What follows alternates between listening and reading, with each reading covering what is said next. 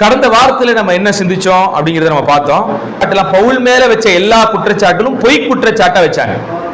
அப்போ ஒரு கர்த்தருடைய மனுஷன் யாராலும் நியாயமான எந்த குற்றச்சாட்டும் சாற்ற முடியாத அளவுக்கு அவர் என்ன செஞ்சிருக்கிறாரு, வாழ்ந்திருக்கிறார்னு பார்க்கிறோம். அப்ப ஆண்டவருடைய பிள்ளைகளாகிய நாம் மற்றவர்கள் நம்மை குற்றம் சாட்டும் அளவுக்கு என்ன செய்யக்கூடாது, வாழக்கூடாது. நம்ம நல்ல காரியங்கள் செஞ்சா குற்றம் சாட்டுறது இருக்கதான் செய்வான் அந்த உலகத்துல. இயேசுநாதர் என்ன பண்ணுனா, அவர் நன்மை செய்கிறவராய் சுற்றி திரிந்தாலும், அவர் எந்த பாவமும் செய்யாதவராய் இருந்தாலும், அவர் நன்மை செய்கிற விஷயத்தையே குற்றச்சாட்டா சாட்டுறவன் இருக்கிறான். அப்படி குற்றச்சாட்டு பண்றவன் இருப்பான். இப்ப நம்மளே பாத்தீங்கன்னா சிலர் குற்றச்சாட்டு சாட்டுவாங்க. என்ன குற்றச்சாட்டு சாட்டுறாங்க, நீ செய்யறது தப்புன்னு நம்ம சுட்டி காட்டுனா நம்ம என்ன பண்றாங்க, என்னன்னா அமாவாசை பௌர்ணமி ஜெபம் செய்வது வேதத்தின் அடிப்படையிலே தவறு, பைபிளிலே எந்த அப்போஸ்தலர்களும் அமாவாசை பௌர்ணமி ஜெபம் செய்யவில்லை. இரண்டாவது, இந்த அமாவாசை பௌர்ணமி ஜெபம் என்று அவர்கள் நடத்தும் போது ஒரு நாள் பார்க்கிறாங்க அவங்க. இப்ப நாள் பார்க்கிறதுலாம் என்ன, நம்ம உலக மனிதர்கள், தேவனை அறியாத மக்கள் நாள் பார்க்கிறாங்க. நாள் பார்க்கிறதுனா என்னன்னு சொல்றவங்கள அவங்க நாள் பார்க்கறாங்க அப்படின்னு நம்ம எதை சொல்றோம், நாள் பார்க்கிறதுனா நேரம் பார்க்கிறது, நிமித்தம் பார்க்கிறது, சகுனம் பார்க்கிறது அப்படின்னு சொல்றோம். சகுனம் பார்க்கிறதுனா என்ன அர்த்தம், ஒரு விஷயத்துக்காக நம்ம வெளியே போறோம், பூனை குறுக்க போயிருச்சு, உடனே அது கெட்ட சகுனம் என்று நினைக்கிறார்கள். பூனை குறுக்க போனதுனால அது என்ன சகுனமா, கெட்ட சகுனம். கிறிஸ்தவர்கள் நம்ம பார்ப்போமா, நாம என்ன நினைப்போம், நாம வெளியே போகும்போது ஒரு பூனை குறுக்க போடுச்சுன்னா சரி, நம்ம வெளியே ஏதோ ஒரு சோழியா போற மாதிரி பூனையும் ஒரு சோழியா என்ன செய்யுது, வெளியே போகுது நினைச்சிட்டு போயிடுவோம். அப்ப யாரோ ஒருவர் பூனை போகும்போது சகுனம் பார்க்கும்போது அதை நாம் என்ன செய்கிறோம், தவறு என்று சொல்லுகிறோம். ஒருவர் காலையிலே 6 மணியிலிருந்து 7 மணி வரைக்கும் தான் நல்ல நேரம், இந்த 1 மணி நேரத்துக்குள்ள உங்கள் நல்ல விசேஷங்களை என்ன செஞ்சிடணும், செய்து முடிச்சிடணும். கல்யாணமானாலும் அல்லது வேற எந்த விசேஷமானாலும் அந்த 1 மணி நேரத்துக்குள்ள அதை முடிச்சுட்டா அது சுபிட்சமா இருக்கும். 7 மணியை தாண்டிடுச்சுன்னா அது யமகண்ட நாள், அது ராவுகால நாள். அந்த நாளில நீங்க அந்த நேரத்தில் செஞ்சிட்டீங்கன்னா அது விளங்காம போயிடும் அப்படின்னு புறமதத்தினர்கள் என்ன செய்யறாங்க, தேவனை அறியாதவர்கள் பேசுறாங்க. அதைத்தான் நாம் என்ன செய்கிறோம், மூட நம்பிக்கை என்று சொல்லுகிறோம்.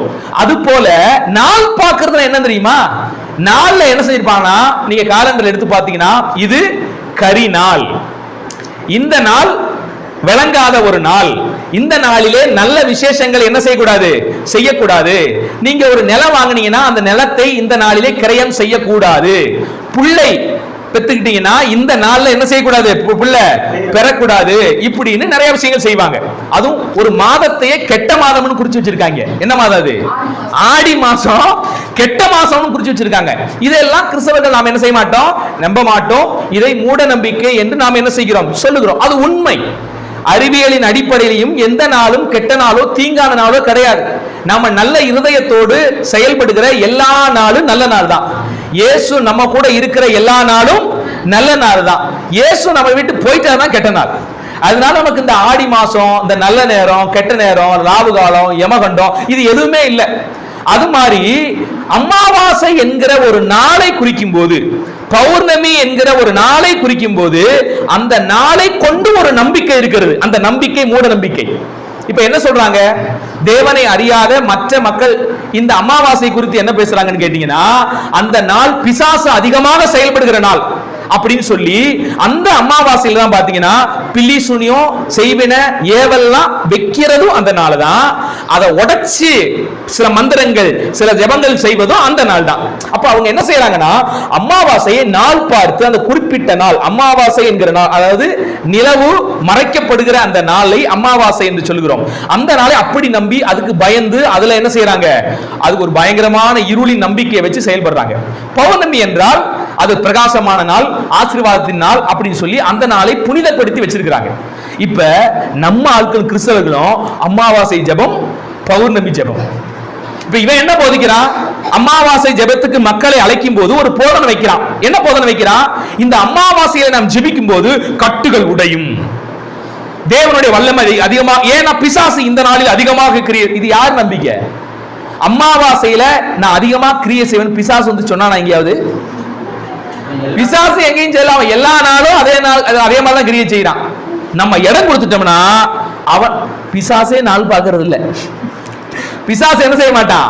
நாள் பார்க்கறது இல்ல. எந்த நாள்ல கேப் நம்ம கொடுத்தாலும் நம்மளை கெடுத்து வஞ்சிக்கிறதுல அவன் எப்போதும் ஆயத்தமா இருக்கிறான். அதனால வசனம் சொல்லுது, எவனை விழுங்கலாமோ என்று கட்சிக்கிற சிங்கம் போல பிசாசு வகை தேடி சுற்றி திரிகிறான். அவன் ஒருவேளை பௌர்ணமி நாள்னு வைங்களேன், பிசாசு வந்து பார்த்துட்டு இது பௌர்ணமி நாள், அதனால நான் என்ன செய்ய மாட்டேன், வாலின்றியா நீங்க எனக்கு இடம் கொடுத்தாலும் நான் கிரியை செய்ய மாட்டேன், நான் இன்னொரு நாள் வரேன்னு போயிடுவான். அவனுக்கு பௌர்ணமியாவது அமாவாசையாவது இடம் கொடுத்துட்டோம்னா வேலை முடிச்சு, நம்ம சோழியை முடிக்கிறதா அவன் வேலை. இயேசுநாதர் எங்கேயாவது நான் வந்து பௌர்ணமியில தான் அதிகமா செயல்படுவேன், ஏன்னா பௌர்ணமிங்கிறது முழு வெளிச்சம், நிலவு முழுமையாக தன்னுடைய வெளிச்சத்தை அப்ப நான் அதிகமாக செயல்பட்டு உங்க வாழ்க்கையை செழிப்பாக மாற்றி விடுவேன் அப்படின்னு இயேசு சொல்வாரா? இயேசு எங்கேயாவது பௌர்ணமி பார்த்து அமாவாசை பார்த்து செயல்படுகிறார் தேவனா அவர்? அப்ப நல்லா கவனிங்க, ஒரு தப்பான விஷயத்தை அந்த பௌர்ணமி ஜெபம் வைத்து அந்த அமாவாசை ஜெபம் வைத்து புகுத்துகிறார்கள் போதகர்கள். மற்ற மக்கள் செய்வது போல இது நாள் பார்க்கிற ஒன்று. அப்ப கிறிஸ்தவ மக்களை மீண்டும் நாள் பார்க்கிறதுக்கு நேராக நீங்க நடத்துறாங்க. அதனாலதான் நம்ம தப்புன்னு சொல்றோம். இத தப்புன்னு சொல்லிட்டா நம்மளை குற்றவாளியாக என்ன செய்யறா? உங்களால தான் கடவுள் நாம, ஏனாலே கடவுள் நாம தூசிக்கப்படுது. ஏன்னா நீதான் மற்ற மார்க்கத்தினர்கள் செய்யற எல்லா விஷயத்தையும் உள்ள கொண்டு வந்து நாள் பார்த்துக்கிட்டு இருக்கிற. உம்மனால ஆண்டோடைய நாம தூசிக்கப்படுதா, எங்கனால ஆண்டோட நாம தூசிக்கப்படுதா? அன்றைக்கு அப்போஸ்தலர்களாக இருந்தாலும் இயேசு கிறிஸ்துவாக இருந்தாலும் தீர்க்கதரிசிகளாக இருந்தாலும் இப்படி தம்முடைய ஜனங்கள் மத்தியில வருகிற பாவங்களை, தவறுகளை, அந்நிய மார்க்கத்தின் உபதேசங்களை தான் அன்றைக்கு சீஷர்கள் எல்லாரும் கடிந்து கொண்டார்கள், அப்போஸ்தலர்கள் கடிந்து கொண்டார்கள், இயேசு கிறிஸ்துவும் கடிந்து கொண்டார். நீங்க மற்ற மார்க்கத்தினுடைய எந்த விசேஷங்கள் என்ன செய்யக்கூடாது, அதுக்கு காரணம் கற்பிக்கிறது தேவன் என்னைக்கு விரும்ப மாட்டார். என்னைக்குமே நாம செய்யற தவறுக்கு என்ன செய்யக்கூடாது, காரணங்கள் கற்பிக்க கூடாது. என்ன செய்யுது, நாம் பைபிள் வசனத்தை தங்கள் தவறுக்கு ஆதரவாக எடுத்துக்கிடுவாங்க. நம்ம ஏற்கனவே பார்த்தோம், என்ன வசனம், உன் கண்ணில் இருக்கிற உத்திரத்தை நீ பார்க்காம உன் சகோதரன் கண்ணில் இருக்கிற துரும்பை பார்க்கிறது என்னன்னு ஆண்டவர் கேட்கிறாரு. இது எதுக்காக கேள்வி கேட்டாரு? தப்பு செய்கிறவன் தப்பிச்சுக்கிறக்கா? தவறு செய்கிறவன் தப்பித்துக் கொள்வதற்காக கர்த்தர் இந்த வார்த்தையை சொல்லவில்லை. மாறாக நான் ஏற்கனவே சொன்னது போல ஒருத்தர் சுருட்டு குடிச்சிட்டு தன் சகோதரன் பீடி குடிக்கும் போது பீடி குடிச்ச சகோதரனை கடுமையா திட்டது மாதிரி அந்த வசனத்தை அப்படிதான் குறிப்பிட்டு இருப்பாரு. உன் கண்ணிலேயே பெரிய உத்தரவு இருக்கு, உன் சகோதரன் கண்ணில் இருக்கிற தூசியை எடுக்க நீ வகை தேடுறாயேன்னு ஆண்டவர் கேட்கிறாரு. அப்ப ஆண்டவர் என்ன ஐடியா கொடுக்கிறாரு, உன் கண்ணில் இருக்கிற முதலாவது உத்தரத்தை முதல்ல எடுத்து போட, நீ முதல்ல சுருட்டு குடிக்கிறத திருந்துடா, அப்புறம் உன் சகோதரன் பீடி குடிக்கிறத திருத்தலாங்கிறாரு. அப்ப ஒரு தவறை சுட்டி காட்டும் போது நிறைய பேர் இந்த மாதிரி வசனங்கள் தூக்கி கொண்டு வருவான். பாருங்க, குற்றம் சாட்டக்கூடாதுன்னு சொல்றாரு. இன்னும் பவுலடிகள் சொல்லும் போது வார்த்தை சொல்லுவாரு, நீ மற்றவர்கள் மீது சாட்டுகிற குற்றத்தை நீயே செய்கிறபடியினால் போக்கு சொல்ல உனக்கு இடம் இல்லை, மற்றவருடைய வேலைக்காரனை குற்றப்படுத்த நீ யார்? அந்த வசனத்தை எதுக்கு அங்க பேசுறாரு? நீயே அதே தப்பை செஞ்சுட்டு அதே தப்பு சகோதரன் செய்யும் போது நீ சுட்டி காட்டுறேன்னு வரும்பொழுது அந்த வசனம் அதுக்கு தான் பொருந்தும். அந்த வசனம் மற்றவருடைய வேலைக்காரனை குற்றப்படுத்துற நீயே அந்த தப்பை செய்யறபடினா அப்படிதான் அந்த வசனம் இருக்குது. அப்ப வசனத்தை நாம் ஆராய்ந்து பார்த்தால் தப்பு செய்கிறவன் தப்பித்துக் கொள்வதற்காக யாரையும் குற்றப்படுத்த கூடாது என்ற வசனம் போதிக்கவில்லை. மாறாக ஒரு தவறை நீ சுட்டி காட்டும் போது அந்த தவறை நீயே செய்கிறாய், நீ அதிகமாக செய்து கொண்டிருக்கிறாய், அப்படி நீயே தவறு செஞ்சு மற்றவன் சின்னதா ஒரு தப்பு செய்யும் போது அவனை சாட்டுகிறாய் அல்லவா, அது தவறு என்பதைத்தான் வேதம் போதிக்கிறது. நிறைய பேர் பாத்தீங்களா, தங்கள் தவறுகளை யாராவது சுட்டி காட்டிவிட்டால் உடனே இந்த வசனத்தை எல்லாம் தூக்கி கொண்டு வந்து தங்களை காப்பாத்திக்கிறக்காண்டி போடுவாங்க. ஆனா எல்லாமே தவறான விளக்கம். அதெல்லாம் நான் என்ன பௌர்ணமி ஜெபம் நடத்துறேன்னா, அமாவாசை ஜெபம் நடத்துறேன்னா, ஒருவேளை நான் நடத்திக்கிட்டு இன்னொருத்தரை நான் குற்றம் சாட்டினா அதுதான் தவறு. அதுதான் உன் கண்ணில் இருக்கிற உத்தரத்தை பாராமல் உன் சகோதரன் கண்ணில் இருக்கிற துரும்பை பார்க்கிறது என்னங்கிற வசனம் அதுக்கு தான் விளங்கும். நான் எதுவும் செய்யறது இல்லையே. அப்ப வேதத்தின் அடிப்படையில ஆண்டவர் நமக்கு கொடுத்த வசனத்தின் அடிப்படையில் யார் தவறு செய்தாலும் அதை சுட்டி காட்ட வேண்டியது ஒரு உண்மை ஊழியனின் பொறுப்பு. அதை இயேசு கிறிஸ்து அன்றைக்கு கண்டித்து உணர்த்துகிறார். அன்றைக்கு இருக்கிற பரிசேயர்கள், சதுசேயர்கள் வேதத்தில் இல்லாத அநேக சடங்கு ஆச்சாரங்களை மக்கள் மத்தியில் புகுத்தும் போது, சுமக்க முடியாத பாரமான சுமைகளை மக்கள் தலையில வைக்கும் போது ஆண்டவராக இயேசு கிறிஸ்துவும் அன்றைக்கு இருந்த மதவாதிகளை, மத போதகர்களை இயேசு என்ன செய்கிறாரு, கடுமையாக கண்டிக்கிற விஷயத்தை பார்க்கிறோம். பவுலடிகளும் பல இடங்களிலே இப்படிப்பட்ட கட்டுக்கதைகளுக்கு சாய்ந்து போகிற காலம் வரும், கிழவிகள் பேச்சுக்கு சாய்ந்து போகிற காலம் வரும். உட்கார்ந்து கிழவி மாதிரி பேசிக்கிட்டு இருப்பான், கட்டுக்கதையை சொல்லி மக்களை ஏமாத்திக்கிட்டு இருப்பான். அவங்க மாதிரி எல்லாம் ஆட்களை குறிச்சு எச்சரிக்கையா இருங்க. வசனத்தை கேட்டுக்கு எதுவா புரட்டுவான். வசனம் தான் போதிக்கிற மாதிரி இருக்கும், ஆனா அந்த வசனம் அந்த விளக்கத்தை சொல்லாது. இஷ்டத்துக்கு அவன் ஒரு விளக்கத்தை போட்டுக்குவான். அதுக்கு பைபிள் வசனத்தை என்ன செய்யறது, இஷ்டத்துக்கு ஒரு விளக்கத்தை அவனா கட்டுக்கதைகளை கட்டிவிட்டு மக்களை ஏமாத்துறது. சோ இதெல்லாம் தவறு என்று வேதாகமம் நமக்கு என்ன செய்யுது சொல்லுது. அதே சமயத்தை நல்லா கவனிங்க, நாம் எவ்வளவு சத்தியத்தை போதித்தாலும் உண்மையை போதித்தாலும் வசனத்திலே மாறாமல் போதித்தாலும் நம்மை குற்றஞ்சாட்டுகிற ஒரு ஆள் இருந்துட்டு தான் இருப்பான். எவன் குற்றஞ்சாட்டுவான்? சத்தியத்துக்கு எதிரியானவன் குற்றஞ்சாட்டுவான். இந்த பைபிளுக்கு எதிரியானவன் நான் பைபிளை போதிக்கும் போது குற்றஞ்சாட்டுவான். அவனை குறித்து நீங்க கவலைப்பட தேவையில்லை. ஆனா ஒரு உண்மையான குற்றச்சாட்டை நம்மேல் வைத்து விடக்கூடாது. நாம் குற்றம் சாட்டப்படாதவர்களாய் வாழ வேண்டும் என்று பைபிள் நமக்கு என்ன செய்யுது? ஒரு ஊழியக்காரன் குற்றஞ்சாட்டப்படாதவனா இருக்கணுமா? ஒரு ஊழியக்காரன் எப்படிப்பட்டவனா இருக்கணுமா? பைபிள் சொல்லுது. தீமோத்தேயுவில் நீங்க வாசிங்க, தீத்துவில் எடுத்து வாசிங்க. ஒரு கண்காணியானவன் குற்றம் சாட்டப்படாதவனா இருக்கணும். ஒரு உதவிக்காரன் குற்றஞ்சாட்டப்படாதவனா இருக்கணும்னு வசனம் சொல்லுது. இது கண்காணிக்கும் அல்லது உதவிக்காரனுக்கு மட்டும் உள்ள வசனமா? இல்லை ஐயா. தேவனால் ரட்சிக்கப்பட்ட நீங்க எல்லாருமே எப்படிப்பட்ட வாழ்க்கை வாழ அழைக்கப்பட்டவர்கள்? குற்றம் சாட்டப்படாத வாழ்க்கை அழைக்கப்பட்டவர்கள். நீங்க ஒரு தப்பு செஞ்சு அந்த தப்பை அடுத்தவன் சுட்டி காட்டுற அளவுக்கு நீங்க என்ன செஞ்சிடக்கூடாது? வாழக்கூடாது. நீங்க நல்லது செஞ்சு 4 பேர் குற்றம் சாட்டுவான், அவன் சாட்டிட்டு போறான், அது தப்பு. அவன் அந்த தப்பை செய்யறான், அவனுக்கான தண்டனையை தேவன் கொடுக்க போறாரு. ஆனா உண்மையான ரீதியாக உங்கள் மேல் யாரும் என்ன செய்யக்கூடாது? பவுல் மேல யாரும் உண்மையான எந்த குற்றச்சாட்டையும் வைக்க முடியல. பெலிக்ஸ் வந்து விசாரிக்கிறான், அகிரிப்பா ராஜா வந்து விசாரிக்கிறாரு. பவுலின் இடத்துல எந்த குற்றத்தை என்ன செய்ய முடியல? மரணத்துக்கு ஏதுவாவது கட்டுகளுக்கு ஏதுவாவது பவுல் எந்த குற்றத்தையும் செய்யவில்லை என்று புறஜாதி ராஜாவை என்ன செய்யறான்? சர்டிபிகேட் கொடுக்கிறான். ஆனா யூதர்களா இருந்து கர்த்தரை தங்கள் தெய்வமாக கொண்டிருந்த அந்த யூதர்கள் தான் பவுலின் மேலே அபாண்டமான பழியை என்ன செய்யறாங்க? சாட்டுறாங்க. ஏன் சாட்டுறாங்க? பவுல் சத்தியத்தை சொல்வதினால். சத்தியத்தை சொன்னாலே இன்னைக்கு மற்ற மக்களுக்கு கூட நம்மளை பிடிச்சிருக்குது. மற்ற மக்கள் கூட நம்ம சத்தியத்தை சொல்லும் போது நம்ம விரும்புறான். ஆனா உள்ள இருக்கிற கிறிஸ்தவர்கள் நம்ம சத்தியம் சொல்ல பொறுக்கல. ஏன்னா அவனுக்கு எங்கேயோ இடிக்குது. அவன் தவறுகளை நாம் சுட்டி காட்டும் போது எதுக்கு சுட்டி காட்டுறோம்? திருந்த மாட்டான். வீட்டுக்கு தேடி போய் இவங்க தப்பு செய்வாங்களாம், நம்ம வீட்டுக்கு தேடி போய் இவங்க குற்றத்தை அன்பா சொல்லணுமா? யூடியூப் என்கிற பொதுத்தளத்துல தான் அவங்க எல்லா அக்கிரமமான கள்ளப்போதனையும் போதிச்சு பல்லாயிரக்கணக்கான மக்களை வஞ்சிக்கிறாங்க. அப்ப யூடியூப்ல தான் போட்டவங்களை திருத்த வேண்டியதா இருக்குது. எங்க தப்பு நடக்குது அங்கதான் போய் திருத்தணும். யூடியூப் பக்கத்துல தப்பு நடக்கும் போது யூடியூப்ல தான் அதனுடைய விடைகளை கொடுத்து திருத்த வேண்டியதா இருக்குது. இப்ப ஒரு கள்ள போதனையை ஒருத்தன் போதிக்கிறான், ஒரு 1000 பேர் அதை யூடியூப்ல கேட்டு போயிட்டான். இப்ப அது போச்சது கள்ள போதனை. இப்ப திருத்தணும்னா சம்பந்தப்பட்ட ஒரு நபர்கிட்ட போயிட்டு நான் சொன்னா 1000 பேர் கேட்டு போயிட்டான், அவனுக்கு யார் அப்ப உண்மையை கற்றுக் கொடுக்கிறது? எப்படி நீங்க நியாயம் பாருங்க. இவங்க தப்பான போதனை செய்வாங்களா, நாம மட்டும் வீடு தேடி போய் செலவழிச்சு கஷ்டப்பட்டு அவங்க கிட்ட போய் சொல்லிட்டு வரணுமா? ஏன்னா யூடியூப்ல போட்டு ஏன்னா மான மரியாதை போகுது, போய்தான் ஆகும். தப்பான போதனை பண்ணினா ஆண்டவரே முகத்திரையை கிழிச்சு என்ன செய்வாரு? அசிங்கப்படுத்துவார். பைபிள்ல யாரெல்லாம் தப்பு செஞ்சாங்களோ பாவம் செஞ்சாங்களோ ஆண்டவர் அவன் முகத்திரையெல்லாம் கிழிச்சு என்ன செஞ்சாரு? ஆமா, அது வந்து அந்த பாவத்துக்கான விளைவு, தண்டனை. அது வந்து சுமந்துதான் ஆகணும் அந்த அவமானத்தை. அந்த அவமானத்தை என்ன செய்யணும்? தவறு செய்கிறவர்கள், கள்ள போதகர்கள் அந்த அவமானத்தை சுமந்துதான் தீர வேண்டும். ஆண்டவர் அறியாதவன் தப்பு செஞ்சா கூட நம்ம மறைமுகமா என்ன செய்யலாம்? தப்ப சுட்டி காட்டிட்டு போறாங்க. தேவனை அறிஞ்சு அதுவும் பாஸ்டரா போதகர்களா இருக்கிற தப்பு செய்யும் போது எல்லாருக்கும் முன்பாக பாவம் செய்தவர்களை கடிந்து கொள்கிறார். துர் உபதேசம் செய்து மக்களை வஞ்சிக்கிறவங்க எல்லாருக்கும் முன்பாக தான் கடிந்து கொள்ளணும். தனிப்பட்ட ரீதியாக அவர்களுக்கு போய் சொன்னாலும் அவர்கள் திருந்த மாட்டார்கள். ஏதாவது சாக்கு போக்கு சொல்லி நம்மளை அனுப்பி விடுவார்களே ஒழிய அதற்கான மனம் திரும்புதல் அவங்களுக்கு என்ன செய்யாது? வராது. அப்ப பவுல் கிட்ட இருந்து இந்த சம்பவத்திலிருந்து நாம் கற்றுக்கொள்ள வேண்டிய ஒரு முக்கியமான விடயம் என்னன்னா, நாம் குற்றம் சாட்டப்படாதவர்களாய் வாழ அழைக்கப்பட்டவர்கள் என்பதை என்ன செய்யுங்க. ஏன்னா நம்ம எல்லாம் இயேசுவின் பிள்ளைகள், இயேசுவை போல வாழ அழைக்கப்பட்டவர்கள்.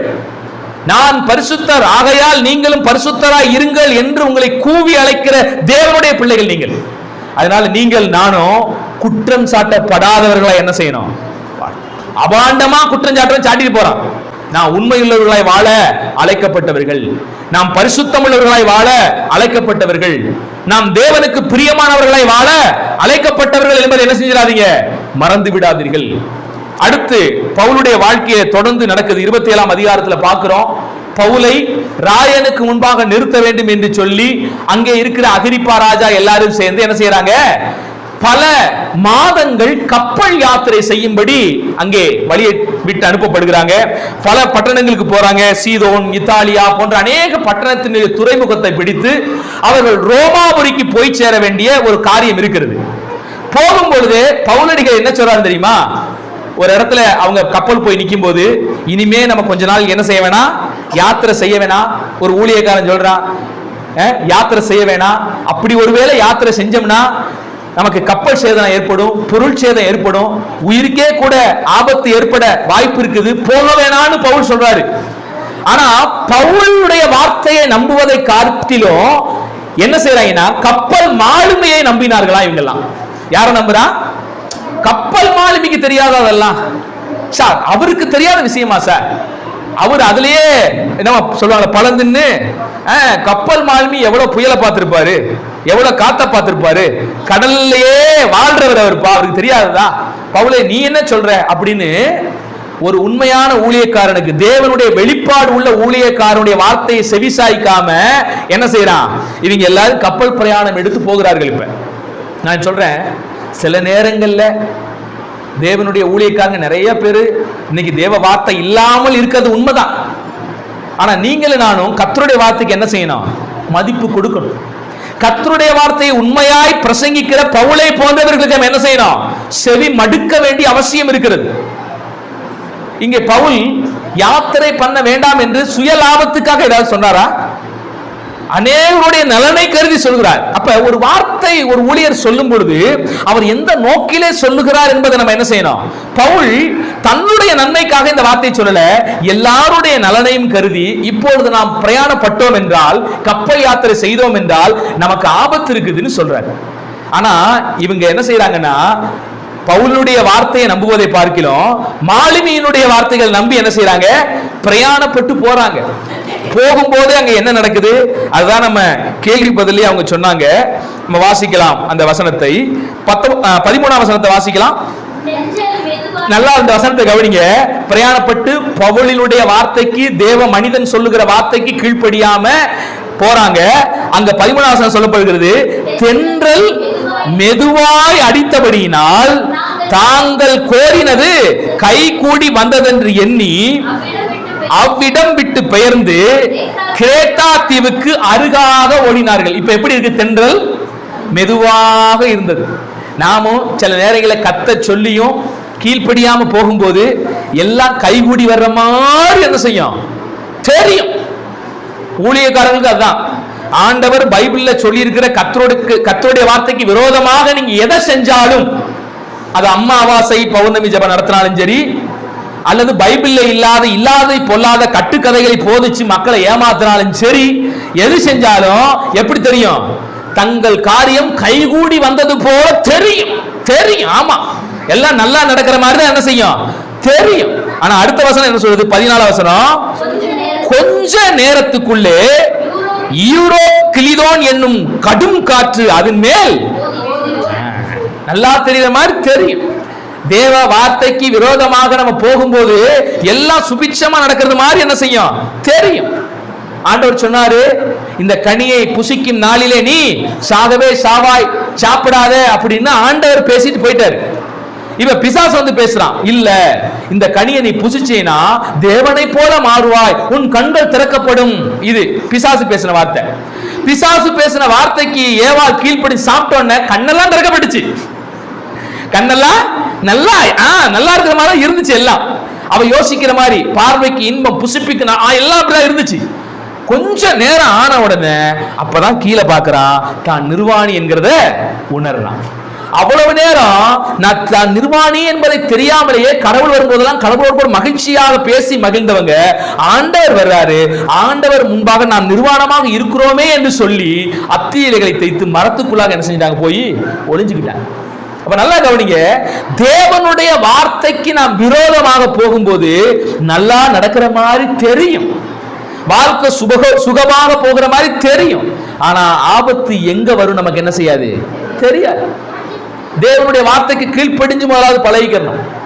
நான் ஏற்கனவே தான் சொல்லுவேன், நீங்க ஒரு டூ வீலர்ல பயணம் செய்றீங்க, அந்த டூ வீலர் போகும்போது ஹெல்மெட் போடணும் அப்படின்னா நல்லா இருக்கும். போடாம போகும்போது நிறைய பேருக்கு நல்லா இருக்கும்.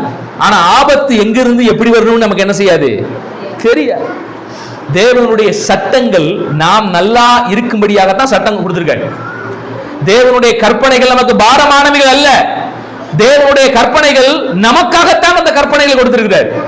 தேவன் நம்மை பரிசுத்தமாக வாழச் சொல்வதற்காக அவருக்கு ஏதாவது கிடைக்க போதா? தேவனுக்கு எதுவும் கிடைக்க போறதில்ல. நாம் பரிசுத்தமாக வாழ்ந்தால் நமக்கு தான் அது பிரயோஜனம். கர்த்தர் நமக்காகத்தான் ஒவ்வொரு வார்த்தைகளையும் எழுதி கொடுத்திருக்கிறார், நாம நல்லா இருக்கணுங்கிறக்காண்டி. ஆனா நிறைய சமயத்துல நம்ம என்ன செய்யறோம், தேவனுடைய வார்த்தையை அல்லல் தட்டி விட்டு போகும்போது நல்லா நடக்கிறது மாதிரி தெரியும். ஆனா எப்ப நம்முடைய வாழ்க்கையில் ஆபத்து ஏற்படும் என்று நமக்கு என்ன செய்யாது, தெரியாது. ஆதலால் பிரியமானவர்களே, தேவனுடைய வார்த்தைக்கு என்ன செய்யுங்க, கீழ்ப்படிங்க. இங்க யூரோப் கிளிகோன் என்கிற கொடும் காற்று மோதி பெரிய சேதம் என்ன செஞ்சு உண்டாச்சு. இந்த 27ஆம் அதிகாரம் வாசிங்கன்னா கப்பல் பிரயாணம் அவங்களுக்கு கடுமையான பிரயாணமா மாறிடும். எங்க போனாலும் பிரச்சனை, எங்க போனாலும் போராட்டம், அங்கங்க போய் கப்பலுடைய முன்னணையம் உடைஞ்சு சேதமாகி அழிஞ்சு போற விஷயம், கஷ்டப்பட்டுதான் என்ன செய்யறாங்க. அப்பதான் ஆண்டவர் பவுலுக்கு தரிசனமாகி ஆண்டவர் கிருபையை கொடுக்கிறாரு. ஏன்னா பவுலுக்கு ஆண்டவர் ஏற்கனவே ஒரு வாக்குத்தத்தம் பண்ணியிருந்தார், நீ ராயனுக்கு முன்பாக என்னை குறித்து நீ சாட்சி சொல்ல வேணும். நான் தேவன் என்பதை, இந்த ஜீவனுள்ள சுவிசேஷத்தை ராயனுக்கு நீ அறிவிக்க வேண்டியதா இருக்கிறது, ரோமாபுரிக்கு நீ அறிவிக்க வேண்டியதா இருக்கிறது. அதனால உன்னின் மித்தம் 276 பேர் மேலையும் நான் என்ன செய்யறேன், இரக்கத்தை காண்பிக்கிறேன்.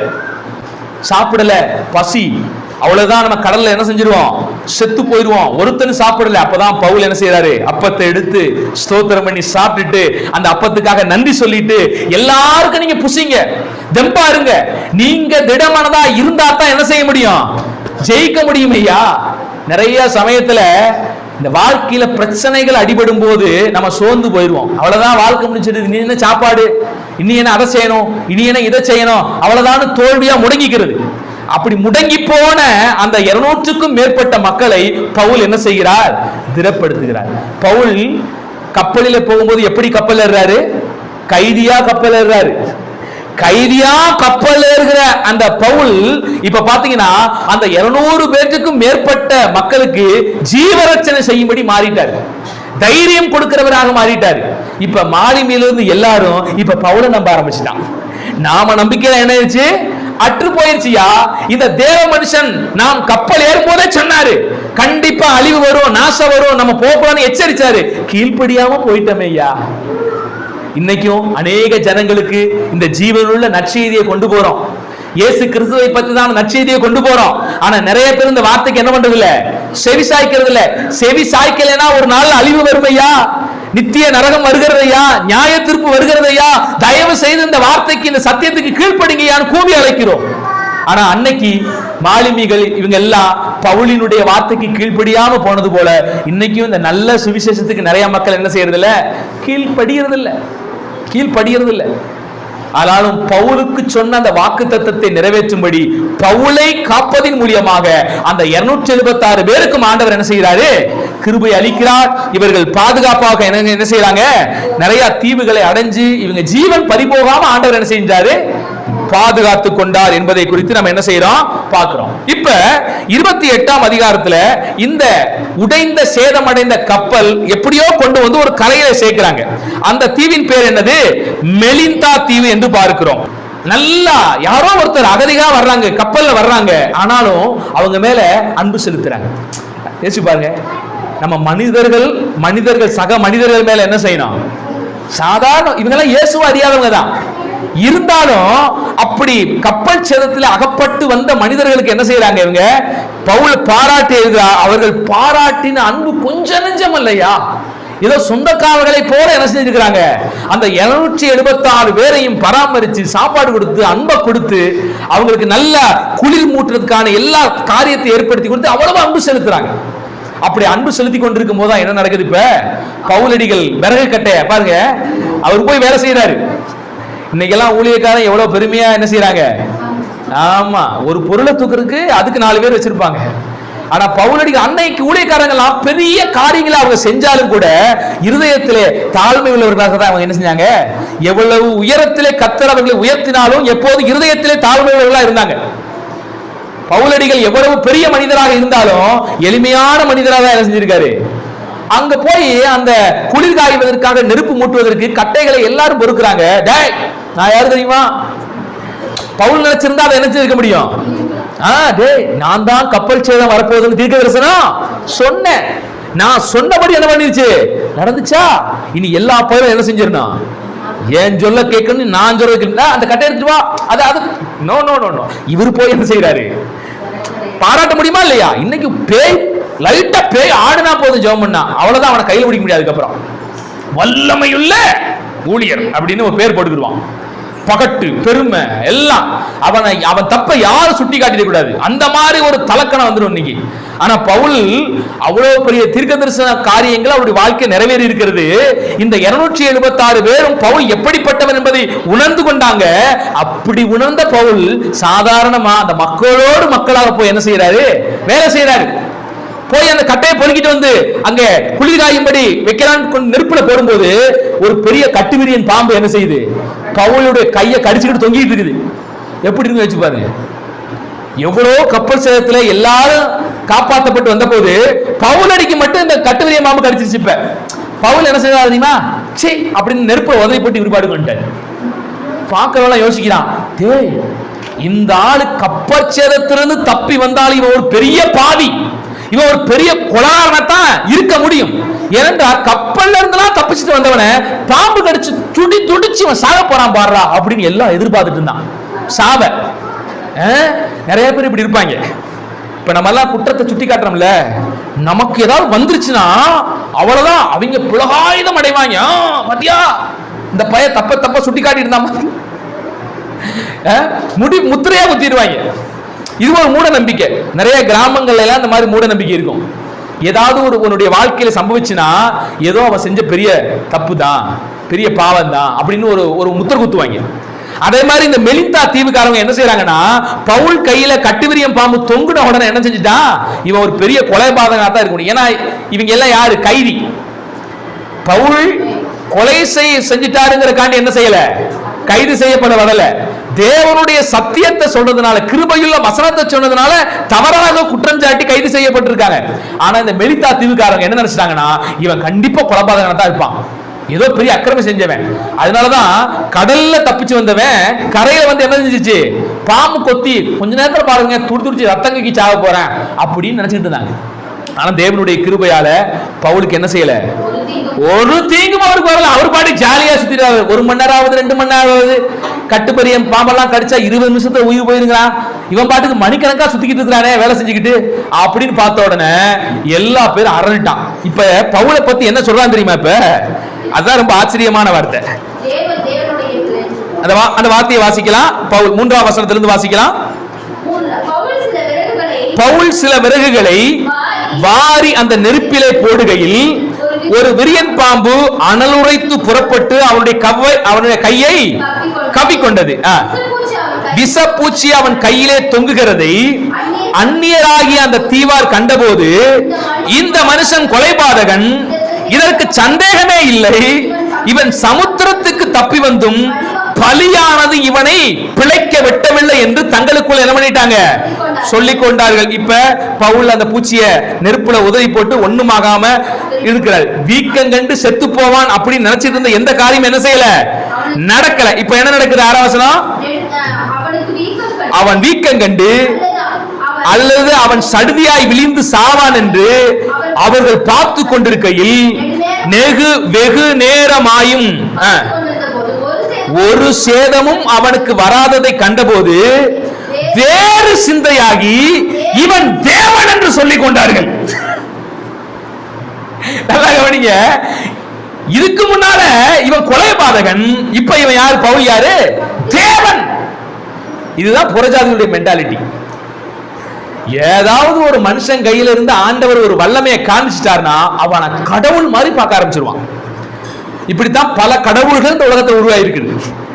இப்ப பவுல் நினைச்சிருந்தார்னா இந்த தீவுக்கு பவுல் தான் கடவுள். தெரியுமா உங்களுக்கு? இந்த மெலிந்தா தீவுக்கு யார் கடவுளா இருப்பாரு? பவுலுடைய பொருளை வச்சு பவுலுக்கு ஒரு சிலை செஞ்சு பவுலை சுத்தி சுத்தியும் காலங்காலமா வழிபட்டு இருந்திருப்பான். உண்மையை சொல்ல போனா அப்படித்தான் இன்னைக்கு உலகத்துல எல்லா இடங்களிலும் ஏதோ ஒரு சிலையை வழிபட்டு அந்த சிலைக்கு ஒரு கதையை கட்டி எல்லாரும் வழிபட்டு இருக்காங்க வித்தியாசமா. ஆனா பவுல் இந்த இடத்துல தான் கடவுளாக விரும்ப ஆசைப்படவில்லை. உண்மையான கடவுள் யார் என்பதை அந்த மெலிந்தா தீவுக்கு என்ன செய்கிறாரு? சுவிசேஷத்தை பவுல் அறிவிக்கிறார். இப்ப ஒரு சில வியாதியஸ்தர்கள் வந்து பவுல் இடத்துல என்ன பண்றாங்க? சுகமாகறாங்க. இந்த ஜுரம் சுகமான உடனே ஒரு மனிதனுக்கு ஒரு ஜுரம் சுகமாகுது பவுல் ஜெபித்து. ஊர்ல இருக்கிற எல்லா சுகவீனமானவர்களும் பவுல்கிட்ட தேடி வர்றாங்க. இப்ப நல்லா கவனிங்க, பவுல் கிட்ட தேடி வந்த எல்லா பேரும் சுகமானானா? ஒருத்தர் ரெண்டு பேர் சுகமானானா? வசனம் என்ன இருக்குது வாசிங்க. 8ஆம் வசனத்திலிருந்து வாசிக்கலாம். யுபிலியினுடைய தகப்பன் ஜுரத்தினாலும் இரத்த பேதியினாலும் வருத்தப்பட்டு கிடந்தான். பவுல் அவனிடத்திற்கு போய் ஜெபம் பண்ணி அவன் மேல் கைகளை வைத்து அவனை குணமாக்கினான். இது நடந்த பின்பு தீவிலே இருந்த மற்ற வியாதியஸ்தர் வந்து எல்லாரும் குணமாக்கப்பட்டார்கள். இதுதான் பவுல் மூலமாக ஆண்டவராகிய இயேசு கிறிஸ்து செய்த மிகப்பெரிய அற்புதம். அன்னைக்கு நீங்க பாத்தீங்கன்னா இயேசு கிறிஸ்துவும் தன்னிடத்தில் வந்த எல்லாரையும் சுகமாக்கினார். பவுல் கிட்ட பேதுரு கிட்ட வந்த எல்லோரையும் அவர்கள் இயேசுவின் நாமத்தினால சுகமாக்கினார்கள் என்று பார்க்கிறோம். ஆனா இன்னைக்கு தன்னை அற்புத ஊழியக்காரர்கள், எங்களால் அற்புதம் செய்ய முடியும், நாங்கள் அற்புதம் செய்கிறோம், சுகமளிக்கும் கூட்டம் என்றெல்லாம் வைக்கிறார்களா? வந்த எல்லாரும் சுகமாகறாங்களா?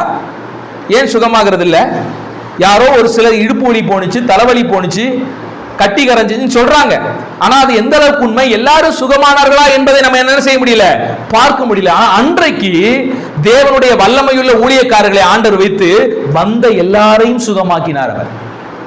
அதுதான் ஏன் அப்படி நடக்கல? நம்ம எதுக்கு இதெல்லாம் கேள்வி எழுப்புறோம்னா, ஒரு பொய்யை நம்பிட்டு போயிடக்கூடாதுல்ல.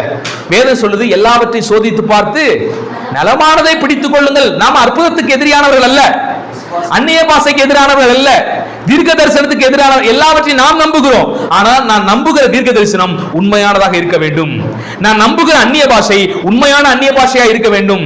நான் நம்புகிற சுகமளிக்கும் அற்புதம் உண்மையான சுகமளிக்கும் அற்புதமாக இருக்க வேண்டும். என் வாழ்க்கையிலும் இயேசு என்னை சுகமாக்கி இருக்கிறார். அற்புதத்தை நான் என்ன செஞ்சிருக்கிறேன்?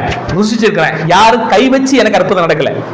இயேசு விசுவாசிச்சு என் வாழ்க்கையில் என்ன நடந்துச்சு? அற்புதம் நடந்துச்சு. யாரும் என் மேல கை வச்சு கூட அற்புதம் நடக்கலாங்க, தப்பு இல்லைங்க. ஆனா அந்த அற்புதம் எப்படிப்பட்டதா இருக்கணும்? உண்மையானதா இருக்கணும். இங்க ஜுரம் வந்திருக்குது ஒரு மனுஷனுக்கு, அது ரத்த பேதி, ரத்தமா பேதி போகுது, ஜுரம் காய்ச்சல்னால. பவுல் வந்து ஜெபம் பண்ண உடனே அவன் என்ன செய்கிறான்? அற்புதமாக சுகமாகிறான். இன்னும் அந்த ஊர்ல இருக்கிற எத்தனையோ வியாதியஸ்தர்கள் வந்து பவுல்கிட்ட என்ன செய்யறாங்க? ஜெபிக்கிறார்கள். அத்தனை பேரும் சுகமாகி என்ன செய்யறாங்க? கடந்து போகிறார்கள். உடனே பவுலடிகள் ஊருக்கு போய் சுகமளிக்கும் கூட்டம் என்ன செய்யல, மேடை போட்டு நடத்தல. அந்த பவுலுடைய சங்கதி அறிந்து மக்கள் தேடி வந்தார்கள். வந்த இடத்துக்கெல்லாம் அங்கேயே வச்சு என்ன செஞ்சு அற்புதம் நடந்துச்சு. மேடையெல்லாம் போடல. சுகம் அடையலைன்னா உடனே அவங்களை பார்த்து இந்த அற்புத வல்லமை பெற்ற, இந்த சுகமளிக்கும் வல்லமை பெற்ற போதகர் சொல்கிற வார்த்தை என்ன தெரியுமா? உனக்கு விசுவாசம் பத்தல, நீ சரியா இல்லை, அதனாலதான் இயேசு உன்னை சுகமாக்கல, இன்னும் கொஞ்சம் உபாசம் போட்டு ஜெபம் பண்ணுன்னு கூப்பிடுவான். எப்படி? வல்லமை உங்ககிட்ட இருக்குது, நான் தான் அற்புதம் செய்யறேன்னா உன் விசுவாசம் தான் அவன் வச்சுக்கணும். அவனுக்கு என்ன நீ விசுவாசம் இல்லைன்னு குற்றம் சாட்டுறது? எங்கேயாவது ஆண்டவர் சுகமாக்கிறதுக்கு உனக்கு விசுவாசம் இல்லை அதனாலதான் சுகம் இல்லைன்னு எங்கேயா சொன்னாரா? பல இடங்களில் இயேசு அற்புதம் செய்தார். தன்னுடைய வல்லமையை அனுப்பி அற்புதம் செய்தார். பலருக்கு அவங்க விசுவாசத்தை பார்த்தும் ஆண்டவர் என்ன செஞ்சாரு? அற்புதம் செஞ்சார். ஆனா ஒரு இடத்துலயும் நீ விசுவாசிக்கல அதனால உனக்கு அற்புதம் நடக்கலன்னு ஆண்டவர் கையை விரிக்கவில்லை. விசுவாச குறைச்சுள்ள மனிதனையும் இயேசு சுகமாக்கினார். யாருடைய வல்லமையால? இவருடைய வல்லமையால சுகமாக்கினார். விசுவாசம் இருக்கிற மனிதனையும் இயேசு சுகமாக்கினார். அவருடைய விசுவாசத்தை பார்த்து இவருடைய வல்லமை செயல்பட்டு என்ன பண்ணுச்சு? சுகமானுச்சு. அப்ப பைபிள்ல அனைத்து விஷயங்களும் மிக நேர்த்தியாக என்ன செய்கிறது? இருக்கிறது. ஆனால் இந்த வேதத்தை பயன்படுத்தி தப்பான விளக்க முறைகளை கொடுத்து இன்னைக்கு தவறான கள்ள அற்புதங்களை செய்கிறவர்கள், கள்ள அந்நிய பாஷை பேசுகிறவர்கள், கள்ள தீர்க்க தரிசனம் உரைக்கிறவர்கள் இன்னைக்கு பெருகிவிட்டார்கள். இந்த பைபிளை வச்சு என்ன செய்யறாங்க? அவங்க எல்லாம் பைபிளை ஆதாய தொழிலாக மாற்றிக்கொள்வது, தேவனுடைய ஊழியத்தை ஆதாய தொழிலாக மாற்றிக்கொள்வது. அதை அன்றைக்கே பவுல் கண்டிக்கிறார். தேவனுடைய பக்தியான விஷயங்களை ஆதாய தொழிலாக மாற்றும் காலம் வரும், எச்சரிக்கையா இருங்கள் என்று அன்றைக்கே பவுல் எச்சரிக்கிறார். அது மாதிரி இன்னைக்கு இந்த கனமான கர்த்தருடைய ஊழியத்தை, இந்த வேதத்தின் வசனங்களை தன்னுடைய பிழைப்புக்காக அநேகர் என்ன செய்யறாங்க? நல்லா கவனிங்க. இந்த ஊழியத்தை செய்யறவனுக்கு கண்டிப்பா பிழைப்பு இந்த ஊழியத்தில் என்ன செய்கிறது? இருக்கிறது. ஆண்டவர் ஒன்னும் எங்களுக்கு வானத்திலிருந்து தங்கத்தை போட மாட்டாரு. இந்த ஊழியத்திலிருந்து தான் எங்களை போஷிக்கிறார், இந்த ஊழியத்தில் தான் தேவையை சந்திக்கிறார். ஆனா நாங்க ஆதாயத்துக்காக இந்த ஊழியத்தை என்ன செய்யக்கூடாது? ஆதாயம் வரும். நான் ஊழியம் செய்யும் போது எனக்கு என்ன வரும்? ஆதாயம் வரும். இதோ நம்முடைய செய்தியை கேட்ட ஒரு மனுஷன் யாரு என்னன்னே தெரியல, தேடி கண்டுபிடிச்சு ஐயாவை, பிஷப் ஐயாவை கண்டுபிடிச்சு இந்த மாதிரி நம்ம திருநெல்வேலியில வந்து மீட்டிங் பேசிட்டு போனார்ல 3 நாள் செய்தி, அவருடைய வார்த்தைகள்லாம் ரொம்ப ஆசீர்வாதமா இருந்துச்சு ஐயா, என் வாழ்க்கையில ஒரு பெரிய மாற்றத்தை உண்டாக்கி விட்டது, அந்த ஊழியக்காரருக்கு கொடுக்கணும்னு ஆண்டவர் எனக்குள்ள ஏவினாருன்னு சொல்லிட்டு ஒரு காணிக்கை எடுத்துக்கொண்டு வந்து அந்த ஐயாவை கொடுத்துட்டு எப்படியாவது அந்த ஐயாவுக்கு அனுப்பிச்சு விட்டுருங்க அப்படின்னு அவரு 4 நாளுக்கு மேல அங்கிருந்து காணிக்கை அனுப்புறாரு.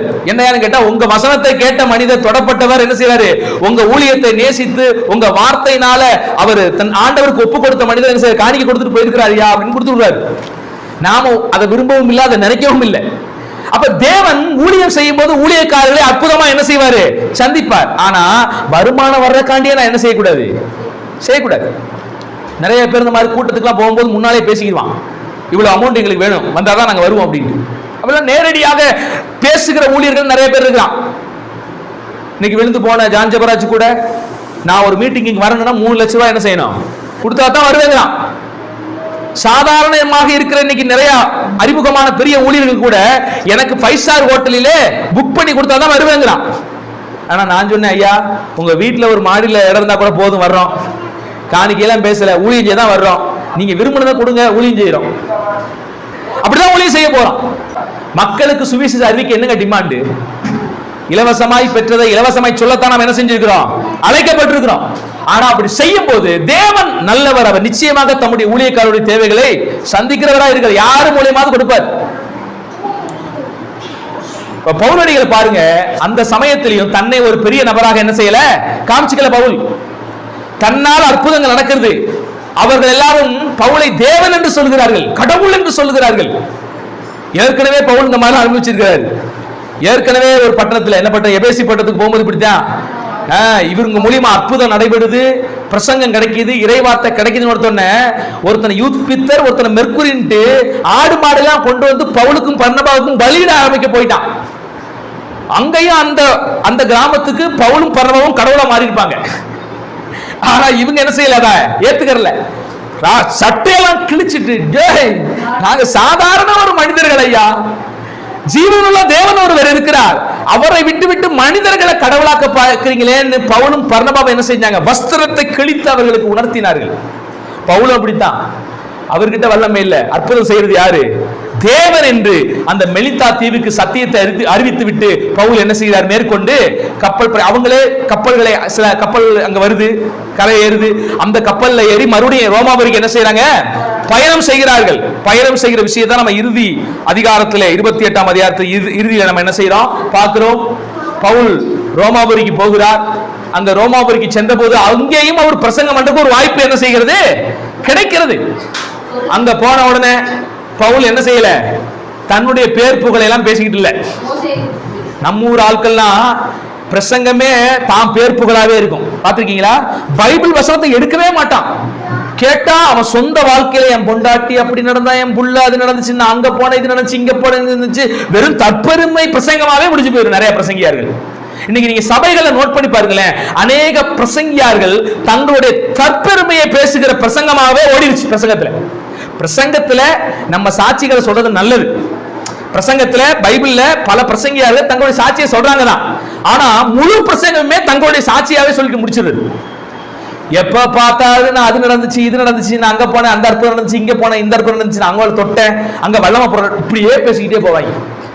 அதுல எதுவுமே நுண்ணிப்பா கவனிச்சீங்கன்னா மெயினா கத்தரை மையப்படுத்துற மாதிரி இருக்காது. இவங்க முன்னால போக்கஸ் பண்ணிட்டே இருப்பான். மக்களுக்குள்ள இயேசுவை காண்பிச்சிட கூடாது. மக்கள் முன்னால நம்ம போட்டோ என்ன செய்யணும்? அரசியல் பண்றவன் தான் என்ன செய்வான்? எதையாவது ஒன்று கொடுத்தானா அதுக்கு மேல அவன் லேபிள ஒட்டிடுவான், அவன் மூஞ்சி லேபிள. பாத்திருக்கீங்களா? எல்லா அரசியல்வாதியும் இதே தான். வாட்டர் கேன் கொடுத்தா கூட என்ன செஞ்சிடுவான்? வாட்டர் கேன் சுத்தியும் அவன் மூஞ்சி தெரியணும். இத்து போன அந்த அரிசி கொடுத்தா அந்த அரிசியில அவர் பேண்டேஜ் தெரியணும். எல்லா இதுலயும் அவனுடைய மார்க் போட்டோ ஒட்டிடுவான். அந்த மாதிரி நம்ம ஆட்கள் எங்க போனாலும் அவன் ஃப்ரேம் அவனை காட்டுறதுலயே மெயினா இருப்பாங்க. நாம இயேசுவை காமிக்கணும். ஏன்னா வாழ்க்கையில இயேசு அற்புதம் செஞ்சாலும் நான் சொல்லுகிற அந்த விதம் யாரை நினைவுபடுத்ததா இருக்கணும். என் வாழ்க்கையில ஒருவேளை என்னை கொண்டு தேவன் சில விஷயங்கள் செஞ்சாலும் கூட நான் அங்கே போக்கஸ் பண்ணி காண்பிப்பது யாராக இருக்கணும், தேவனாக இருக்கணும். என்ன என்ன காமிச்சிடக்கூடாது அங்க. இப்ப நான் 1 மணி நேரம் பிரசங்கம் பண்றேன். இந்த பிரசங்கம் முழுக்கவும் ஆண்டவர் உங்க மைண்ட் ஃபுல்லா நிரம்பி இருக்கணுமே ஒழிய, கடவுளுடைய வார்த்தை உங்க மைண்ட் ஃபுல்லா நிரம்பி இருக்கணுமே ஒழிய, ஏன் முகரக்கட்ட மூஞ்சில என்ன செய்யக்கூடாது, பதியக்கூடாது. யோவான் ஸ்நானகன் சொல்றாரு, நான் சிறுகவும் அவர் பெருகவும் வேண்டும். அதுக்கு தான் ஊழியக்காரன். அதுதான் ஊழியக்காரன். இயேசு என் வாழ்க்கையிலிருந்து பெருக வேண்டும். என் பேச்சில, என் குணாதிசயம், நடவடிக்கை, பிரசங்கத்துல எல்லாத்திலும் இயேசு பெருகணும். ஆனா இயேசு ஒரு பக்கத்துல என்ன உயர்த்தி உயர்த்தி உயர்த்தி பயன்படுத்திட்டு அது இருக்கும். ஆனா நான் எந்த உயரத்துக்கு போனாலும் இயேசுவை உயர்த்தி என்ன தாழ்த்துறவனா என்ன செய்யணும் இருக்கு. உங்க வாழ்க்கையிலையும் ஆண்டவர் எந்த உயரத்துக்கு கொண்டு போனாலும் ஆண்டவருக்கு முன்பாக என்ன செய்யுங்க, கொஞ்சம் தாழ்மைப்படுங்க. கர்வம் வந்துடக்கூடாது, பெருமை வந்துடக்கூடாது.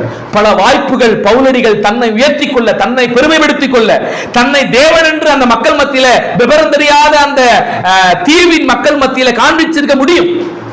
பவுலடிகள் தன்னை தேவனாக கூட காமிச்சிருக்க முடியும். ஏன்னா அன்னைக்கு இருந்த பல ரோம ராஜாக்கள், பல பாபிலோனிய ராஜாக்கள், பல கிரேக்க ராஜாக்கள் பார்த்தீங்கன்னா தன்னையே கடவுளாக பாவித்தவர்கள் உண்டு. அவங்க அரசனா மாறினதுனாலேயே என்ன கடவுளாதான் வழிபடணும் என்று சட்டம் போட்டவர்கள் உண்டு. ஆனா பெரிய பெரிய அற்புத வல்லமைகள் வெளிப்பட்டு பெரிய பெரிய நோய்களை சுகமாக்கின பவுலடிகளும் அப்போஸ்தலர்களும் தங்களை கடவுளாக கிளைம் பண்ணவே இல்லை. அவங்க மூலியமா தான் கர்த்தரை செஞ்சாலும் எப்பவுமே கர்த்தரை என்ன செஞ்சாங்க, கனப்படுத்தினார்கள். இன்னைக்கு சில ஊழியர்கள் எல்லாம் அந்த ஊழியர்களை குறித்து அந்த விசுவாச மக்களுக்குள்ள என்ன புகுத்தி வச்சிருக்காங்க தெரியுமா? எனக்கு நிறைய கமெண்ட் வருது. அந்த கமெண்ட்ல பாத்தீங்கன்னா, இந்த குறிப்பிட்ட ஊழியக்காரனை பேச உனக்கு என்ன தகுதி இருக்கிறது, எனக்கு என்ன தகுதி வேணும், அவனும் மனுஷன் நானும் மனுஷன், அவனும் மனுஷன் நானும் மனுஷன், என்னை அபிஷேகம் பண்ணின தேவன் தான் அவனையும் அபிஷேகம் பண்ண சொல்றான். இதே பைபிள் தான் அவனும் வாசிக்கிறான். என்ன தகுதி வேண்டும், என்ன தகுதி தான் வேணும் நான் கேட்கிறேன். என்ன தகுதி வேணும்? ஒரு தவறை சுட்டி காட்டுவதற்கு என்னையா தகுதி வேணும்? என்ன தகுதி வேணும்? தப்ப சுட்டி காட்டுறதுக்கு சாதாரண பிரஜையா இருந்தாலே போதும். நீங்க இந்த உலகத்துக்குள்ள போறீங்க, உலகத்துல ஒரு தவறு நடக்கிறது, அந்த தவறுக்கு பனிஷ்மெண்ட் கொடுக்கறதுக்கு ஒருவேளை உங்களுக்கு அதிகாரம் இல்லாமல் இருக்கலாம். தவறுக்கு நீங்க பனிஷ்மெண்ட் கொடுக்கறதுக்கு உங்களுக்கு அதிகாரம் இல்லாமல் இருக்கலாம். ஆனா தவறை தட்டி கேட்பதற்கு உங்களுக்கு எல்லாருக்கும் என்ன இருக்குது, அதிகாரம் இருக்கிறது. தட்டி கேட்கலாம் யாரு வேணாலும். ஒரு இடத்துல தப்பு நடக்குதா, தாராளமா சக மனுஷன் என்ன செய்யலாம், தட்டி கேட்கலாம். நிறைய இடங்கள்ல பாக்குற மனுஷர்களுடைய எண்ணங்களை பாருங்களேன். ஒரு சின்ன குழந்தைய நாய் கடிச்சு கொதறது, ஒரு 15 நாய் வீட்டுல இருந்து சத்தம் கேட்டு வெளியே வந்தவன் வேடிக்கை பார்த்துட்டு இருக்கிறான் நாயை கடிக்கிறத. மனுஷங்க நல்லா குண்டா இருக்கிறாங்க. 2-3 அம்மா வந்து பார்க்குது, ஒரு சின்ன பையனை, ஒரு 10 நாய் வந்துட்டு இருக்குது, டபாரு போய் ஒரு கம்பு எடுத்ததை அழுத்தி விரட்டி அந்த பையனை காப்பாற்றணுங்கிற நினைப்போர்ல இவங்க உட்காந்து பதவிட்டு வேடிக்கை பார்த்துட்டு இருக்கிறாங்க. கொஞ்ச நேரத்துக்கு சங்கைக்கும் கடிச்சு அந்த அது செத்து போனான்னு என்ன பண்றது? மனுஷனுடைய புத்தியை பாருங்களேன். காப்பாற்றக்கூடிய அந்த ஒரு தருண வாய்ப்பு இருந்தும் கூட எனக்கு என்ன நிக்கிறான். இன்னைக்கு உலகத்திலே இன்னைக்கு அப்படித்தான். ஒரு விபத்தாயி உயிருக்கு போராடிக்கிட்டு இருப்பான். சில பிரச்சனைகள் இருக்குதான், ஓகே நம்மளை விசாரிப்பாங்க, இருந்துட்டு போட்டும். ஆனா நீங்க தாமதிக்கிற ஒவ்வொரு நொடியும் அந்த உயிர் போயிருமே. ஓடி போய் எதையாவது செஞ்சு ஒரு ஆம்புலன்ஸ் கால் பண்ண வேண்டியதானே. எடுத்த உடனே ஒரு ஆம்புலன்ஸ் கால் பண்ணலாம், தூக்கிட்டு இந்த ரத்த போக்க நிப்பாட்டலாம். அந்த குணம்லாம் நமக்குள்ள என்ன செய்யுது, நிறைய பேர் வரல. அவன் சாகட்டும், வேடிக்கை பார்த்து எவனோ ஒருத்தர் செய்யட்டும், நமக்கு என்ன, வேடிக்கை பார்ப்போம். இன்னைக்கு வேடிக்கை கிறிஸ்தவர்களாக, வேடிக்கை சமுதாயமாக இந்த சமூகம் மாறிக்கொண்டிருக்கிறது. தனக்கு நடந்தாதான் எல்லாம், மற்றவனுக்கு நடந்தா என்ன இல்லை. நமக்கு அப்படி இல்லை. எவன் ஒருத்தன் பைபிள் தப்பா உபதேசம் பண்றானோ, எவன் ஒருத்தன் பைபிள்ல இல்லாத ஒரு போதனையை தவறாக போதித்து மக்களை ஏமாத்துறானோ, எந்த மூலையில தான் நம்ம சுட்டி காட்டுவோம். தட்டி கேட்கறதுக்கு எல்லாருக்கும் உரிமை இருக்குது. தட்டி கேட்கறதுக்கு கடவுளே நமக்கு என்ன செய்யறாரு, உரிமை கொடுத்திருக்கிறாரு. நம்ம யாருக்கிட்ட போய் உரிமை கேட்கணும்? அப்ப இவங்களுடைய நினைப்ப பாருங்க. தப்பான ஊழியக்காரன் தப்பு செஞ்சாலும் அவனை யாரும் தட்டி கேட்க கூடாது, அதுக்கு ஒரு தகுதி வேணும் அப்படிங்கிற எண்ணத்தை உருவாக்கி விட்டுருக்கான் பாருங்க. விசுவாசிகளுக்கு என்ன, விசுவாசிகளுக்குள்ள எந்த எண்ணத்தை உருவாக்கி விட்டுருக்கிறான்? எங்கள் ஊழியக்காரரை நீங்க தட்டி கேட்கறதுனா உங்களுக்கு ஒரு தகுதி வேணுமா? என்ன தகுதியா யார் கேட்கிற? நீ என்ன தகுதி வேணும் உனக்கு? அப்ப என்ன நினைச்சுக்கிட்டு இருக்கிற? ஒரு சாதாரண மனிதன் அவனை உன் மனசுல ஏதோ ஒன்றை பெரிய லெவலுக்கு உருவாக்கி வச்சிருக்கான். வானத்துல இருந்து குதிச்சு வந்த மாதிரி ஒரு எண்ணத்தை விசுவாசி மக்கள் புதுச்சு வச்சிருக்கான். பேசுற விஷயத்த சரிதான், நாம பைபிள் அடிப்படையில் பேசுறோம். நாம எந்த இடத்துலயும் சொந்த கருத்தை பேசுறதே இல்லை. நம்ம யாரை எந்த தவறை சுட்டி காட்டினாலும் வசனத்தின் அடிப்படையில் சுட்டி காட்டுகிறோம். வசனம் இப்படி சொல்லுகிறது, ஐயா வார்த்தை இப்படி சொல்லுகிறது, தேவன் இப்படி சொல்லுகிறார். ஏன் இந்த தப்பான விஷயத்தை செய்யறீங்க? வார்த்தையை தான் முன்னால வைக்கிறோம். நாம சொந்தமா சொல்றதில்லை எதுவுமே. ஒருவேளை சொந்தமா ஏதாவது தப்பா பேசுறோம் அப்படின்னா கூட சொல்லலாம். நம்ம வசனத்தை வச்சு கிளியரா எடுத்து காட்டுறோம். அப்படி இருந்தும் அந்த மக்கள் என்ன செய்யறாங்க? எங்கள் ஊழியக்காரரை பேச உங்களுக்கு என்ன தகுதி இருக்குது? அப்போ உன் ஊழியக்காரருக்கு என்ன தகுதியா இருக்குது? இந்த உலகத்துல நம்ம கேள்வி கேட்க முடியாத ஒரு நபர் யாரு என்று கேட்டால் அது ஆண்டவர் மட்டும்தான். ஏன்னா அவர் எல்லாவற்றையும் உருவாக்கி நமக்கு எல்லாவற்றையும் கொடுத்திருக்கிறவர். அவர்கிட்ட நம்ம எந்த கேள்வி என்ன செய்ய முடியாது? கேட்க முடியாது. அவர் கொடுக்கவும் அவருக்கு உரிமை உண்டு, எடுக்கவும் உரிமை உண்டு. அவர் செய்யவும் உரிமை உண்டு, செய்யாமல் இருக்கவும் அவருக்கு உரிமை உண்டு. ஏன்னா எல்லாம் அவருடையது. அவரை மட்டும்தான் நம்ம கேள்வி கேட்க நமக்கு உரிமை இல்லை. ஆனா அந்த உலகத்துல எந்த மனிதனையும் பார்த்து நம்ம என்ன செய்யலாம்? தப்புன்னு இருந்தா கேள்வி என்ன செய்யலாம்? உபதேச குளறுபடிகள் செஞ்சா கேள்வி கேட்கலாம். தவறாக உபதேசம் தாராளமாக கேட்கலாம் வசனத்தின் அடிப்படையில். அதுக்கு தகுதி எல்லாம் நமக்கு என்ன தகுதி வேணும்? ஒரு மனுஷன் ஆண்டவராக இயேசு கிறிஸ்துவை ஏற்றுக்கொண்டாலே அவன் தகுதி பெற்றவன் தான். நீங்கள் நானும் இயேசு கிறிஸ்துவை ஏற்றுக்கொள்ளும் போது ஆண்டவர் என்ன பண்ணிட்டாரு? உங்களை தகுதிப்படுத்தி நீதிமானா மாத்திட்டாரு. நீங்க சக விசுவாசிகளை அவன் ஊழியக்காரனா இருந்தாலும் பரவாயில்ல, தப்புன்னு இருந்துச்சுன்னா, அவன் உண்மையிலேயே தப்பு செய்யறான்னா கீழே இருக்க விசுவாசி கூட என்ன செய்ய எந்திரிச்சு கேள்வி கேட்கணும். இந்த விசுவாசி தனி, ஊழியக்காரன் தனி, இந்த பாகுபாடு இருக்கக்கூடாது. வேலையில தனிதான்.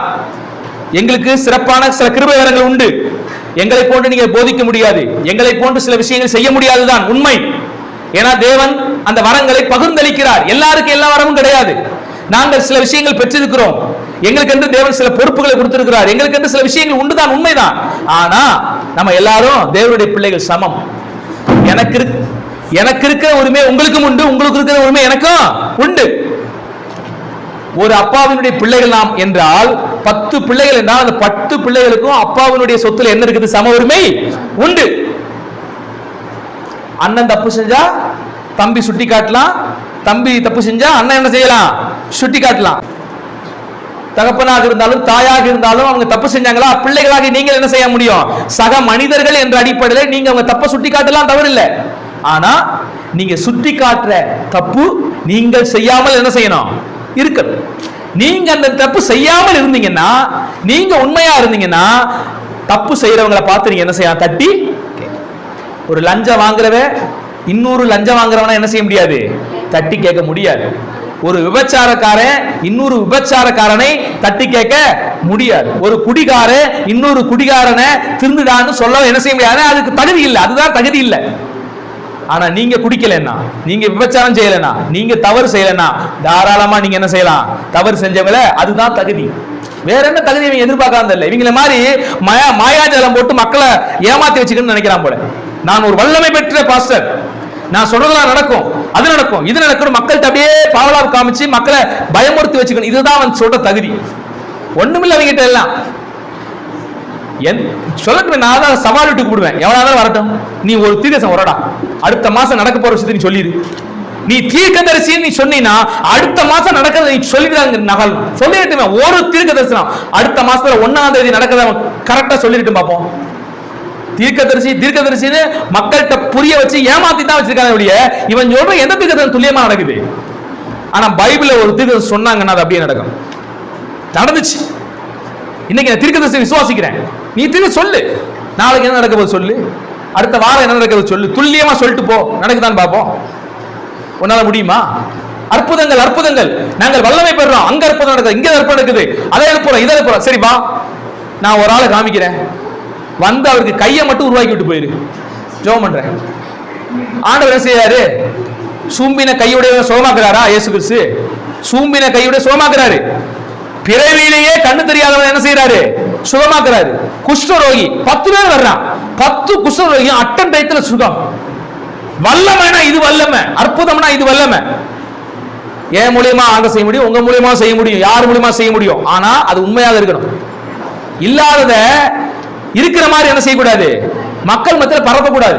வா வந்து ஒரு அற்புதத்தை செஞ்சு காட்டு, நீ அற்புதம் பெற்றவழியா நான் ஏத்துக்கிறேன். அப்போஸ்தலங்கிற பேருக்கே அர்த்தம் தெரியாத இன்னைக்கு அப்போஸ்தலன் போட்டு சுத்திட்டு இருக்குது. அப்போஸ்தலன் அப்போஸ்தலன் எவனை பார்த்து எல்லாம் திருட்டு வேலை செய்யறது, தன் பேர் பெருமை. அதெல்லாம் உண்மையா உன் மூலியமா செஞ்சா நடத்தி காட்டு பார்ப்போம், நான் ஏத்துக்கிறேன். அந்நிய பாஷை பேசு, அப்போஸ்தலர் 2ஆம் அதிகாரத்துல அவங்க பேசுற மாதிரி பேசு, மற்ற ஜென்ம பாஷைகளை பேசு. பார்த்தரும் மேதியரும் எலாமித்தரும் எல்லாம் அவங்க நாட்டுல பேசின அவங்க ஜென்ம பாஷை தானே பேசுனாங்க. பேசுவா, அந்நிய பாஷை பேசு. நீ எல்லா மொழியிலும் பேசல, நீ தமிழ் மட்டுமே தெரிஞ்ச ஒரு 4 மொழியில மட்டும் பேசி காட்டு. அவங்க 16 வகையான பாஷையை பேசினாங்க. அன்னைக்கு 16 மொழிகளை பேசினாங்க, 16-18 மொழிகளை பேசினாங்க. நீ 4 மொழியை மட்டும் பேசி காட்டு, ஒரு இந்தியில பேசி காட்டு, கடைசியாவது ஒரு இந்தியாவில் பேசி காட்டு. ஒத்துக்கிறேன் நீ அந்நிய பாஷை பேசுறேன்ட்டு. உட்காந்து ஊர்ரா ஷாத்தா ராபா அலா காத்தா ராபானா என்னடா இது? சும்மா வாயில என் குழந்தை கூட வளருது. 4 டைம் பார்த்தானா என்ன பார்த்து என்ன செய்வான், அப்படியே இமிட்டேட் பண்ணுவான். இப்படி வளர்றத நாங்க நம்பணும். நம்பலைன்னா நம்மள என்ன செய்யறது? அபிஷேகத்தை குறை பேசுறோம், ஆவியானவரை குறை பேசுறோம். ஆவியானவர் குறை பேசுறது யாரு? ஆவியானவர் குறை பேசுறது யாரு? ஆவியானவர் பேர்ல இன்னைக்கு இல்லாத பொல்லாத உபதேசங்கள் செய்து ஏமாற்றுகள் ஆவியானவர் அசிங்கப்படுத்துறாங்க. ஆவியானவர் உண்மையாகவே இருந்து நீங்க அந்நிய பாஷை பேசுறீங்க, உண்மையான அந்நிய பாஷை பேசுங்க. அப்போஸ்தலர் 2ல பேசினாங்கல்ல, அதை வச்சுதானே எல்லாரும் இன்னைக்கு ஆவியானவர் பிறன்னு சொல்றோம். அப்போஸ்தலர் 2 அந்த மாதிரி பேசுங்க. ஐயா அவங்க என்ன பேசுனாங்க பைபிள் வாசிங்க. அவருடைய ஜென்ம பாஷையில பேசினாங்க என்றுதான் இருக்கிறதே ஒழிய உளறினார்கள் என்று இல்ல. ஆண்டவரோட ரகசியத்தை பேசிக்கிட்டு இருந்தாங்கன்னா இல்ல, அவங்க மற்ற மொழிகள் தான் பேசினாங்க. அப்போஸ்தலர் 14 ஏன் ரகசியத்தை பேசினாங்கன்னு சொன்னாங்கன்னா, லோக்கல் சபையில் உட்கார்ந்துட்டு மற்ற மொழிகள்ல பேசினால அந்த மொழி தெரிஞ்சவன் கூட இல்லாததுனால பவுல் சொல்றாரு அவன் ரகசியத்தை பேசுறான் அப்படின்னு சொல்றாரு. ஒன்னும் ரகசியம் பேசுவதற்காக அந்நிய பாஷை அல்ல. எந்த இடத்திலும் நாம் ஆண்டவர்கள் கூட ரகசியம் பேசுவதற்காக அந்நிய பாஷை என்றே இல்ல. நீங்க ஆண்டவர்கள் கூட ரகசியமா பேசணும்னா உங்க மனசுக்குள்ளே என்ன செய்யலாம்? ஒரு பெரிய கிருபை என்ன தெரியுமா?